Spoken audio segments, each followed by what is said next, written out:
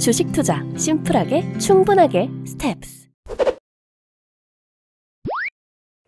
그동안 인플레이션에 대해서 많은 이야기를 해왔고 투자자들도 대부분 이제 인플레이션을 인정하는 것 같습니다. 인플레이션이 우리 옆에 와 있고 그리고 이게 단기간에 떠날 것 같지는 않다.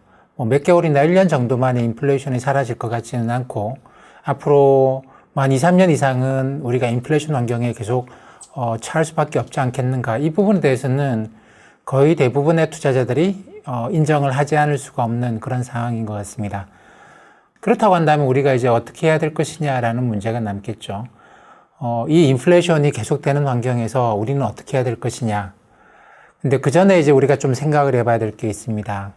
정책은 투자자가 어떻게 할 것인가라는 거는 경제 환경은 인플레이션이다. 그러면 정책은 어떤 식으로 하느냐, 이걸 더 강화시키느냐, 약화시키느냐, 어느 쪽으로 가느냐라는 정책은 어느 쪽으로 가는가를 봐야지만 투자자가 어떤 행동을 해야 될 것인가를 결정할 수가 있겠죠.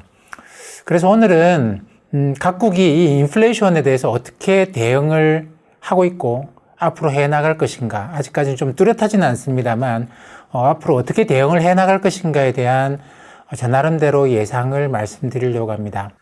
먼저 이번 인플레이션이 이게 흔히 말하는 인플레이션 원인이 수요가 많아서 물가가 올라가는 경우도 있고 공급에서 무슨 문제가 생겨서 물가가 올라가는 경우도 있고 이게 서로 다르겠죠. 근데 지금은 수요가 많아서 물가가 올라가는 그런 현상은 아닙니다. 이 수요가 많아서 물가가 올라가는 거라고 한다면 금리 좀 올려서 수요를 좀 진정시키면 금방 괜찮아질 거잖아요. 그렇기 때문에 사실 이거는 인플레이션 축에도 끼워주지 않아요. 이거는 그렇게 해서 물가가 좀 올라갈 수는 있지만 그걸 굳이 인플레이션 어떻고 이렇게 이야기할 필요가 전혀 없는, 그러니까 크게 신경 써도 되지 않는 그런 인플레이션이고 정책적으로 크게 대응할 필요도 없습니다. 금리 좀 올리거나 그러면 또는 세금을 좀 인상하거나 그러면 되는 거니까. 근데 지금 인플레이션 이쪽이죠. 수요가 많아서 그런 게 아니고 공급 쪽에서 문제가 생겼어요. 미국과 중국 사이에 공급망 전쟁이 계속되어 왔습니다. 이것 때문에 사실 반도체나 이런 부분에서 제대로 공급이 되지 못하면서 수급에 불균형이 생기고 가격도 올라가고 이런 일들이 지난 2년 동안 계속되어 왔죠.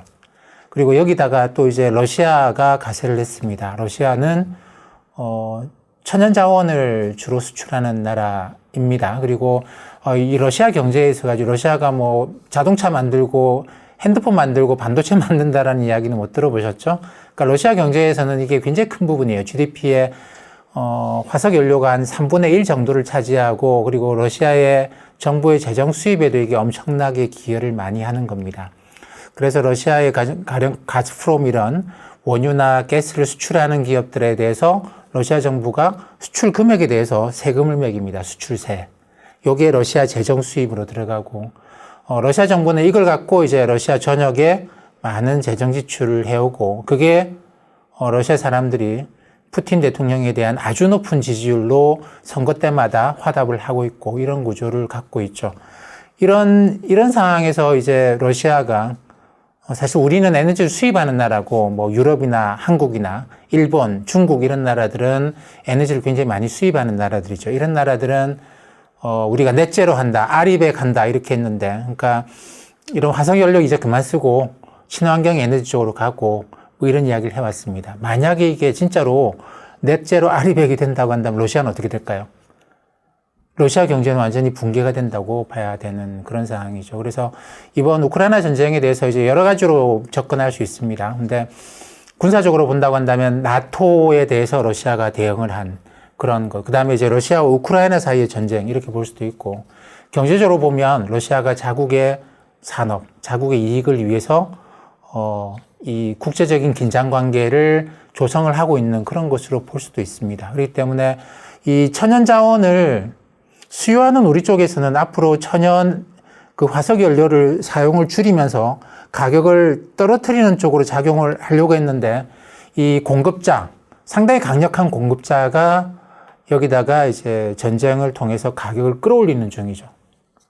근데 다른 공급자들 있지 않습니까? 가령 원유는 오페크가 생산을 늘리면 되잖아요.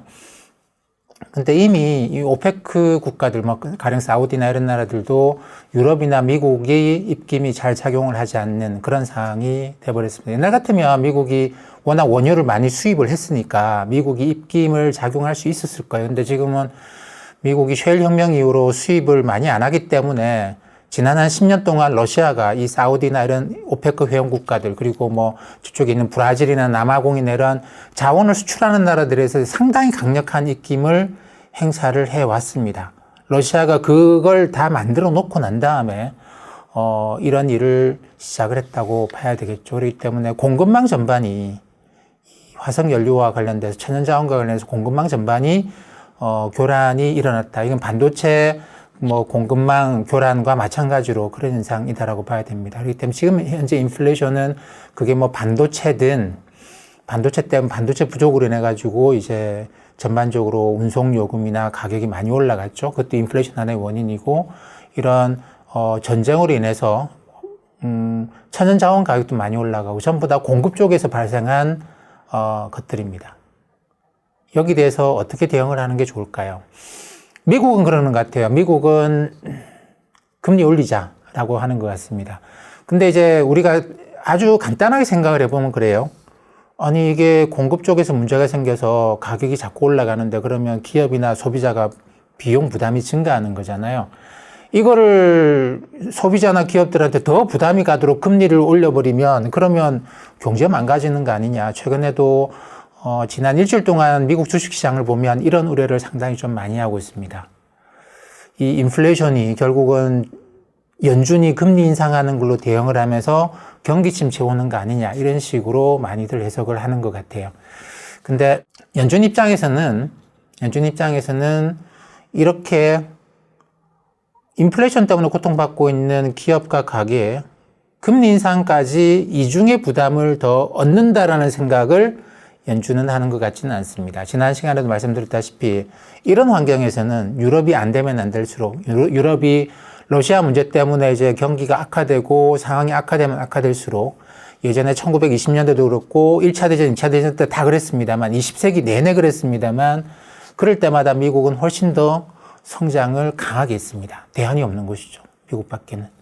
오히려 이제 유럽이 유럽연합을 만들고 EU를 만들고 유로존을 만들면서 유럽이 이제 크게 한번 뻗어나갈 때 미국하고 자웅을 겨루겠다라는 그때가 2000년대, 2010년 정도까지인데 그때는 오히려 미국이 안 좋았어요. 유럽이 성장하면서 미국이 안 좋았고 근데 20세기 내내 유럽이 안 좋을 때마다 미국이 좋아지고 그런 걸 반복했습니다. 그렇기 때문에 유럽이 저런 상황이면 당연히 미국이 앞으로도 재정 지출을, 정부가 지출을 늘려가면서 대응을 하겠죠. 러시아, 우크라이나에 대해서 무기 대여하는 것도 있고 여러 가지 방식으로 앞으로 미국이 재정을 통해서 경제를 성장시킬 겁니다. 그리고 에너지 수급이 원활하지 못하면 어떻게 해야 되겠어요? 미국은 생산을 늘리면, 국내 생산을 늘리면 그만큼 또 공급이 늘어나는 구조를 갖고 있거든요. 그렇기 때문에 당연히 이거를 이제 재정 쪽에서 많이 지원을 하면서 생산을 늘리겠죠.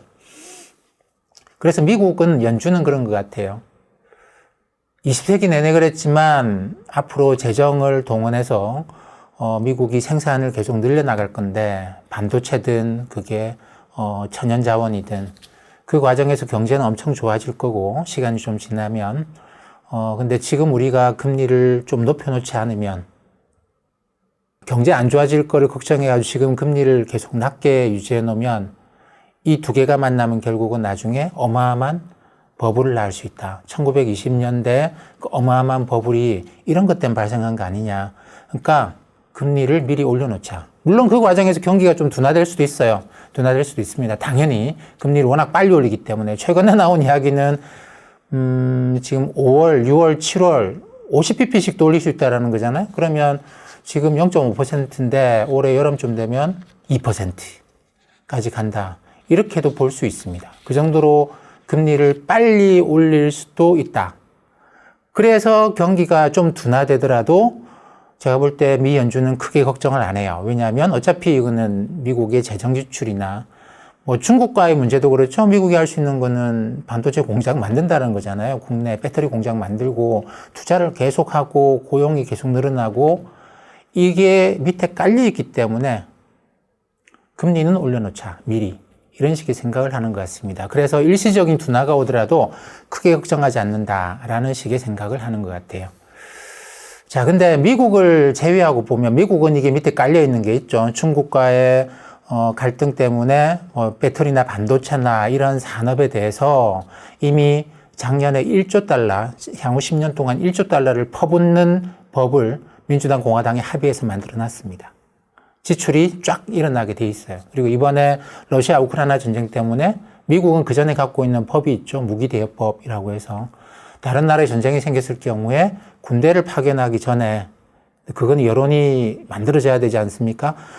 미국이 군대를 파견하는 게 그렇게 쉬운 과정은 아니죠. 군대를 파견하기 전에 국민적으로 의회가 승인을 안 하고 하더라도 의회가 옛날에 만든 무기대여법이 있어가지고 다른 나라의 무기를 빌려주는 그런 정책을 쓸 수 있습니다. 그럼 무기 생산을 계속 늘려야 되겠죠. 이번 이 문제가 러시아 우크라이나 문제가 여기서 끝나지 않고 더 확대되면 미국은 나토 이쪽 러시아와의 접경 지역 전반에 걸쳐가지고 재무장을 해야 되는 그런 상황이 벌어질 수도 있습니다. 그래서 미 연준은 어떤 경우에든 경기 둔화를 크게 걱정하지 않는 것 같아요. 일시적으로 나타날 수는 있겠지만 금방 좋아질 것이다. 이미 준비가 다 돼 있다. 이런 식의 생각을 갖고 있는 것 같습니다. 미국을 제외한 다른 나라들은 어떨까요? 유럽이나 일본의 경우에는 그동안 디플레이션 때문에 상당히 경제가 어려워지기도 했고 하기 때문에 인플레이션을 그렇게 싫어하는 건 아닙니다. 다만 이 인플레이션이 얼마나 걷잡을 수 없이 갈 수 있겠죠. 그렇지만 미국보다는 인플레이션을 그렇게 때려잡을 생각은 없는 것 같아요. 인플레이션을 그냥 우리는 미국보다 앞서서 갈 필요는 없다. 왜냐하면 경제가 좋은 것도 아니기 때문에. 그리고 밑바탕에 깔려있는 미국처럼 믿는 구석이 없죠. 그렇기 때문에 미국을 뒤따라서 미국이 금리 인상하면 천천히 가겠다라는 겁니다. 이렇게 했을 때 또 좋은 점도 있어요. 좋은 점이 뭐냐면 천천히 유럽이나 일본이 천천히 금리를 인상하게 되면 미국이 빨리 금리를 인상하고 그러면 금리 차가 커지면서 돈이 이제 미국으로 들어가고 미국 달러와의 강세, 유로와 엔화 약세 이런 게 나타날 겁니다. 그러면 전반적으로 경제 유럽이나 일본한테 나쁠 건 없죠. 특히 일본 같으면은 제조업을 다시 불러들여야 되겠다. 유럽도 그런 식의 생각을 많이 하고 있죠. 그래야지만 고용이 창출되고 경제 활력이 다시 살아날 거다 생각을 하기 때문에 그런 의미에서 보게 되면 일본이나 유럽은 미국을 따라가되 좀 천천히 따라가자. 인플레이션은 우리한테 크게 문제가 되지 않는다. 크게 나쁠 건 없다. 이런 식의 생각을 하고 있는 것 같습니다. 중국은 어떤 생각을 하고 있을까요? 중국이 조금 골치 아픈 면을 갖고 있습니다. 인플레이션 자체가 중국 경제를 끌고 내려가는 힘이 굉장히 강해요. 왜냐하면 중국은 자원을 많이 쓰는 경제입니다. 경제 구조가 모든 나라가 다 똑같지는 않아요. 미국의 경우에는 GDP를 가령 똑같이 GDP 1달러 만드는 데 들어가는 자원으로 따지면 중국이 월등히 많습니다. 제조업을 갖고 있고 그 제조업도 대부분이 다 자원을 많이 쓰는 제조업 그리고 부동산 개발업 이런 게 GDP 차지하는 비중이 커서 미국처럼 소프트웨어 만드는 경제, 서비스, 식당, 이런 식의 문화, 이런 소프트한 산업이 차지하는 비중이 중국은 아무래도 낮습니다. 그러다 보니까, 거기다가 해외에서 많이 수입을 해와야 되죠. 원유뿐만 아니라 자원을 해외에서 많이 수입을 해와야 됩니다. 그렇기 때문에 물가가 올라가면, 이런 가격이 올라가게 되면 기업이 당연히 비용이 올라갈 수밖에 없고, 그러면 당연히 소비자의 지출이 줄어들 수밖에 없고 이런 구조를 갖고 있어요. 그래서 인플레이션이 생기면 경기가 둔화가 되는 그런 구조를 갖고 있습니다. 근데 중국은 지난 1979년 개혁 개방을 한 이후로 그 당시에 이제 개혁 개방을 하면서 마오쩌둥 주석이 미국을 경제 스승으로 보고 우리가 한번 가보자라고 해서 왔죠. 근데 그 이후로 처음 겪는 경제 문제입니다. 왜냐하면 그동안에 인플레이션이라는 거는 없었거든요. 근데 처음으로 인플레이션을 겪게 됩니다. 사실 중국 경제는 디플레이션에서는 굉장히 강해요. 왜냐하면 투입되는 게 경제가 돌아가려 그러면 투입되고 산출이 나올 거잖아요. 근데 투입되는 게 자원이 많거든요. 근데 디플레이션 시기에 자원 가격이 내려가니까 투입되는 것의 가격이 내려가기 때문에 중국으로서는 지난 십몇 년 동안 전 세계적인 디플레이션 환경에서 상당히 경제가 좋았습니다. 근데 지금은 이제 투입되는 것의 가격이 막 올라가요. 그러다 보니까 중국으로서는 이 비싼 걸 사가지고 경제를 돌린다라고 하는 게 너무 비용이 많이 드는 문제가 있습니다. 그래서 이중고에 시달리고 있는 것이죠. 인플레이션 그 자체로도 시달리고 경기 둔화에도 시달리고 뭐 그런 상황입니다. 이런 상황에서 어떻게 해야 될까요? 긴축을 해야 될까요? 아니면 경기 부양을 해야 될까요? 경기가 안 좋다. 경기 부양하자. 인플레이션 어떻게 하려고요? 인플레이션 어떻게 하려고? 긴축하자. 인플레이션 잡기 위해서. 그럼 경기 어떻게 하려고요? 이런 식의 이제 서로 상반되는 문제에 가장 크게 직면한 나라가 중국이라고 볼 수 있습니다. 왜냐하면 자원을 너무 많이 쓰는 경제 구조를 지금까지 유지를 했기 때문이에요. 그래서 제가 볼 때 중국은 특별하게 여기서 이제 인플레이션을 잡기 위한 긴축을 하는 것도 아니고, 경기 나빠지는 걸 막기 위한 경기 부양하는 것도 아니고, 이런 식의 큰 정책을 쓰지를 못하고 있는 것 같아요. 큰 정책을 쓰지 못하고, 좀 더 작은 정책, 거시적인 정책이 아니고, 좀 더 미시적인 정책만 쓰는 것 같습니다. 거시적인 정책이라고 한다면, 경기 부양이냐, 뭐 또는 긴축이냐, 이런 식이 거시적인 정책일 것인데, 그건 아니고 이제 상당히 미시적인 정책을 쓰고 있는 것 같아요. 미시적인 정책의 핵심은 물가 확산세, 물가 상승의 확산세를 막기 위해서 전반적으로 경기를 좀 둔화시키는 행동을 계속합니다. 뭐 샹하이, 뭐 베이징 이런 지역에서 바이러스 확산을 막기 위해서 일어나고 있는 여러 가지 봉쇄 정책 이런 것도 이제 그것과 관련된 것이라고 생각을 하는데, 어쨌든 이 물가 상승의 확산을 막기 위해서 경기를 전반적으로 좀 둔화시켜 놓고 있는 것만은 분명한 것 같아요. 근데 이렇게 했을 때 성장률이 떨어지죠. 근데 중국 성장률 떨어지는 거 가지고 별로 신경 안 씁니다. GDP 성장률 떨어지는 게 뭐 중요한 거겠습니까? 사실 GDP 성장률 올리는 것도, 높은 것도 그렇게 썩 좋은 건 아니거든요. 왜냐하면 그냥 저 허허벌판에다가 건물 지으면 GDP 성장률 올라갑니다.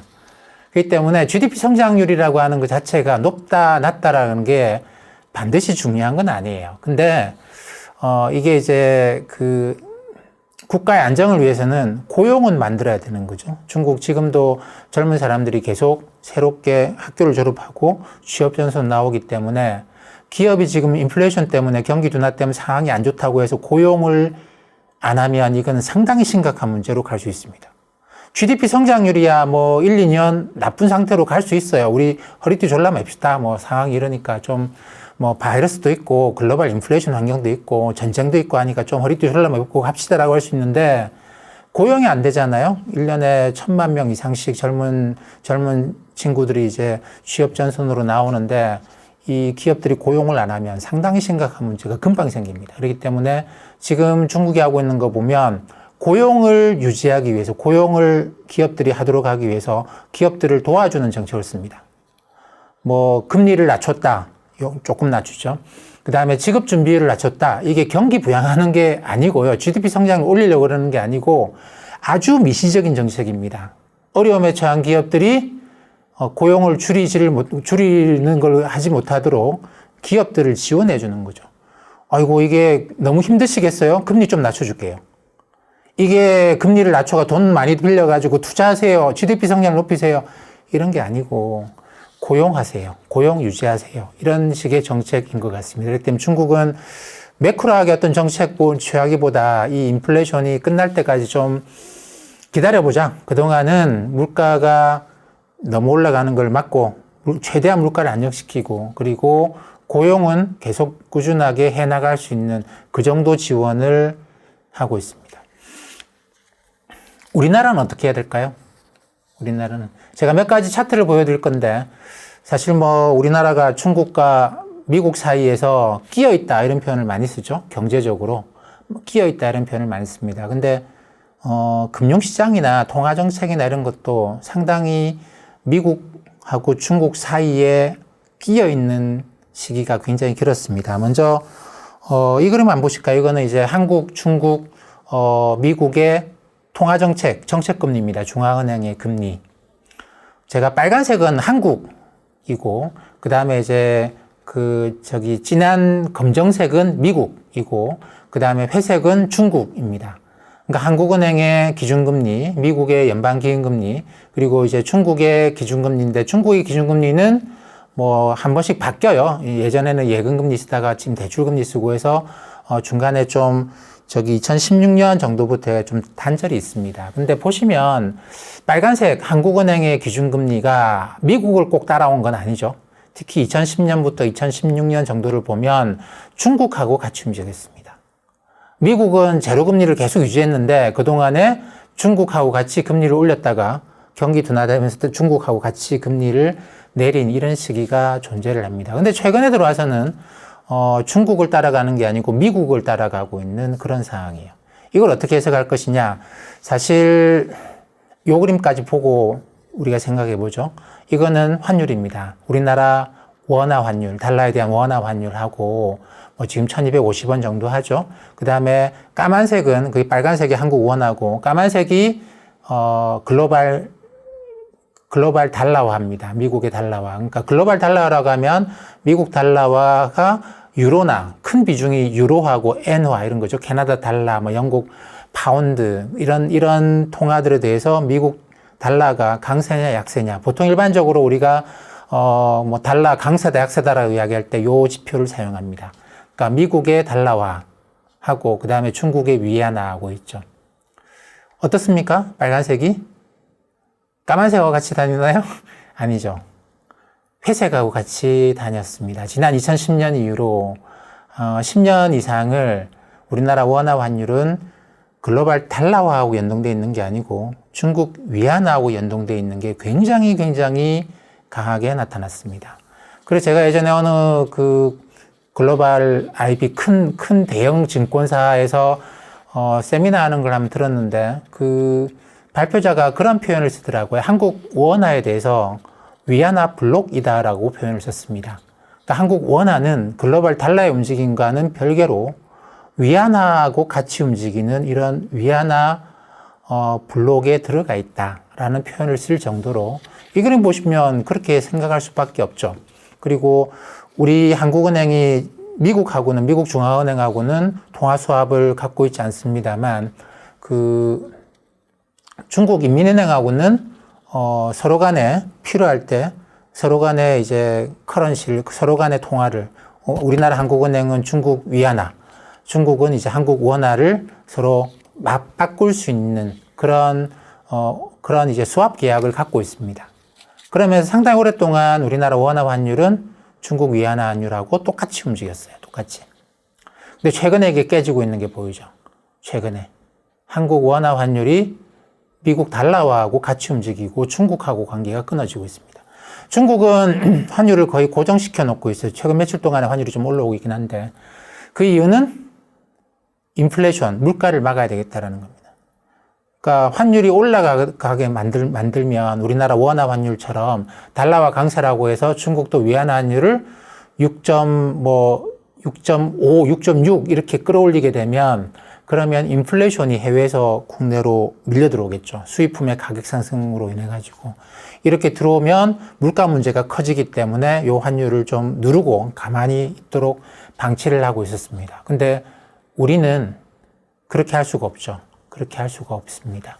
물론 우리도 이제 원화 환율이 올라가게 되면 수입품의 가격이 올라가면서 물가가 더 올라가는 그런 걸 갖고 있기는 해요. 뭐 마찬가지죠. 근데 글로벌하게 달러가 강세를 가는데 우리나라 원화가 미국 달러하고 같이 강세로 갈 수는 없는 거 아니겠습니까? 그렇기 때문에 뭐 유로화나 엔화하고 비슷하게 약세로 가는 이런 움직임. 그러면서 그동안 10년 이상 동안 중국 위안화하고 같이 움직이던 흐름이 최근에 깨지고 있는 이런 환경입니다. 그러니까 통화 정책에서도 최근에 깨지고 있죠. 이 환율이 이렇게 움직이는 거하고 중앙은행의 금리 정책이 이렇게 움직이는 거하고 사이에서 우리가 어떤 관계를 볼 수 있습니다. 중국 인민은행 금리를 오히려 좀 낮춰요. 지급 준비율을 낮추면서 통화 완화 정책을 쓰고 있습니다. 근데 우리나라 한국은행은 작년부터 통화 긴축 정책을 쓰고 있죠. 금리를 올리고 있습니다. 앞으로도 아마 더 올릴 거예요. 이거는 어떤 맥락이냐면 중국은 굳이 금리를 올릴 필요가 없습니다. 중국은 사회주의 국가이기 때문에 사실 사회주의하고 자본주의의 가장 큰 차이는 수요와 공급을 조절할 때 가격이 움직이기 위해서 시장에서 수요와 공급이 조절되도록 만드는 것은 자본주의고 그렇지 않은 게 사회주의다. 가격을 통제하는 게 사회주의다라고 교과서에 나와 있는데 금리라고 하는 건 돈의 가격입니다. 금리가 올라가면 사람들이 금리가 올라가서 돈이 비싸서 돈을 잘 못 빌려가겠죠. 돈 빌려갔다가 이자를 많이 내야 되니까. 그래서 사람들이 돈을 잘 못 빌려가고 그래서 뭐 집값이 올라가는 게 억제가 되고 이러는 거는 자본주의적인 논리입니다. 자본주의적 논리죠. 근데 중국은 금리를 끌어올려서 사람들이 금리가 비싸서 돈을 못 빌려가는 게 아니에요. 이렇게 하면 어떤 문제가 생기냐면 중국은 기업도 부채가 굉장히 많거든요. 부채 증가를 억제하기 위해서 금리를 끌어올리면 이미 이만큼 쌓여있는 부채에서 기업들이 이자 부담이 너무너무 커져가지고 기업이 부도가 날 수 있습니다. 그래서 시장 가격, 금리에 따라서 자원 배분이 이루어지도록 못하고 금리는 유지하고 오히려 금리를 좀 낮추면서까지 돈 빌려갈 때와 빌려가지 못할 때를 정해버리는 거죠. 이걸 영어로는 이제 크레딧 레이셔닝이라고 하는데 신용 할당이라고 이야기를 합니다. 시장에서 금리에 따라서 돈이 일로 갈 돈, 뭐 이자 부담할 수 있으면 글로 빌려주고 이자 부담 못하면 뭐 안 빌려가고 이러는 게 아니고 정부가 여기는 돈 빌려주고 여기는 돈 빌려주지 말고 여기는 금리 낮춰서 빌려주고 이렇게 정부가 결정하는 거예요. 그게 사회주의의 가장 기본적인 특징 아니겠습니까? 그러다 보니까 중국은 중앙은행이 금리 안 올리는 거죠. 환율도 낮게 유지를 하는 겁니다. 근데 우리는 자본주의 경제이기 때문에 중국을 따라갈 수가 없는 상황이에요. 중국이 뭐 최근 한 2, 3년 전만 하더라도 시장의 기능을 상당히 많이 촉진시켜 왔고, 그러니까 사실 우리 자본주의 시스템이랑 크게 다르지 않은 방식으로 많이 움직여 왔는데, 이게 팬데믹 이후로 글로벌 인플레이션 환경에서는 중국이 시장 가격에 그렇게 많은 거를 의존하지 않습니다. 그러다 보니까 우리는 이제 자본주의 시스템이고, 금융시장이나 시스템 전반이 미국을 많이 벤치마킹 해왔죠. 그러다 보니까 우리가 중국과의 관계가 금융시장에서도 통화정책에서도 관계가 많이 끊어지고 있는 그런 상황이다라고 봐야 될 것 같습니다. 그리고 이 그림은 이제 채권 시장의 금리인데요. 10년짜리 국채 금리입니다. 역시 마찬가지로 빨간색으로 되어 있는 게 한국의 10년짜리 국채 금리고 회색이 중국의 10년짜리 금리인데 2014년부터 2020년까지 한국의 10년짜리 국채 금리를 그대로 1.2%포인트만큼 위로 올리면 중국하고 거의 똑같아집니다. 누가 누구를 따라다녔는지는 잘 모르겠는데 어쨌든 한국의 국채금리하고 중국의 국채금리는 딱 1.2%포인트 정도의 격차만 갖고 똑같이 움직였어요. 물론 미국하고도 크게 다르게 움직인 건 아니죠. 비슷하게 움직였습니다만 거의 똑같이 움직였습니다. 그러니까 이 통화정책이 비슷하다 보니까 이제 금리도 비슷하게 움직이는 그런 효과를 낳았는데 이것도 보시다시피 최근에 깨졌어요. 최근에 깨진 이유가 중국이 시장 가격, 금리를 갖고 정책을 쓰지 않기 때문입니다. 오히려 중국은 이게 금리 올리면 기업들이 너무 어려워진다. 우리는 그러죠. 물가를 잡기, 인플레이션 잡기 위해서는 금리 올려야 된다. 기업이 힘들더라도 어쩔 수 없다. 이게 자본주의적인 시장 논리인데 중국은 그 논리가 아니고 금리 올리면 기업들이 너무 힘들어진다. 오히려 금리 낮춰주자. 대신에 돈 너희들은 못 빌려간다. 이런 식으로 막아버리는 그런 걸 하고 있습니다. 그러다 보니까 이제 시장 금리도 중국을 따라가지 못하고 미국 금리 올라가듯이 이렇게 팍 튀어서 올라가는 그런 걸 볼 수가 있겠죠. 이게 금융시장에서 최근에 나타나는 현상입니다. 그러니까 이것들을 종합해 볼 때 우리도 이제 미국과 비슷한 방식을 따라갈 수밖에 없지 않겠는가. 다만 우리도 그러니까 이제 재정을 쓰고 재정은 확장적으로 가고 그 다음에 통화정책은 긴축적으로 가고 이런 방향으로 가게 될 것 같아요. 근데 다만 미국처럼 그렇게 공격적으로 금리를 인상하지는 못합니다. 왜냐하면 시스템이 많이 달라서 미국은 그렇게 올려도 가계가 큰 문제가 없는데 우리는 그렇게 빨리 올렸다가는 가계가 상당히 심하게 다치고 심각한 경기 침체를 낳을 수 있기 때문에 미국처럼 급격한 금리 인상을 할 수는 없어요. 하지만 기본적인 정책 방향은 미국처럼 따라간다. 오히려 이제 유럽이나 일본처럼 조금 늦게 천천히 따라가는 그런 방식을 취할 가능성이 높고, 대신에 그럼 경제는 어떻게 하고 자꾸만 금리 올리느냐? 대신에 경제는 이제 재정을 좀 더 많이 쓰는 그런 방식으로 가지 않겠는가 생각을 합니다.